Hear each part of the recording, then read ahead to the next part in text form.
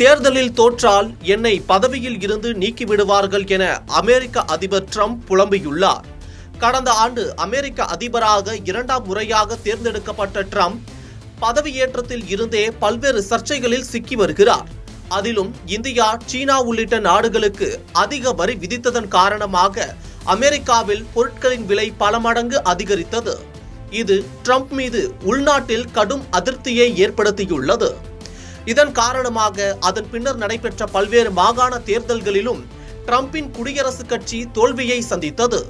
அதிலும் நாட்டின் பொருளாதார தலைநகரான நியூயார்க் மேயர் தேர்தலில் ட்ரம்ப் கட்சியின் வேட்பாளர் 3ஆம் இடத்துக்கு தள்ளப்பட்டது அவருக்கு பெரும் பின்னடைவாக பார்க்கப்பட்டது.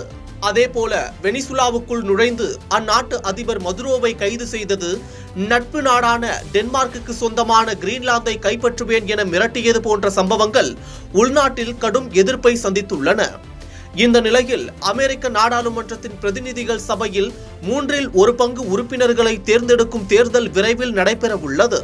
இந்த தேர்தலில் நாம் தோல்வியை தழுவினால் என்னை பதவியில் இருந்து நீக்கிவிடுவார்கள் என குடியரசுக் கட்சி எம்பிக்களுடன் நடந்த ஆலோசனை கூட்டத்தில் ட்ரம்ப் புலம்பியதாக தகவல் வெளியாகியுள்ளது.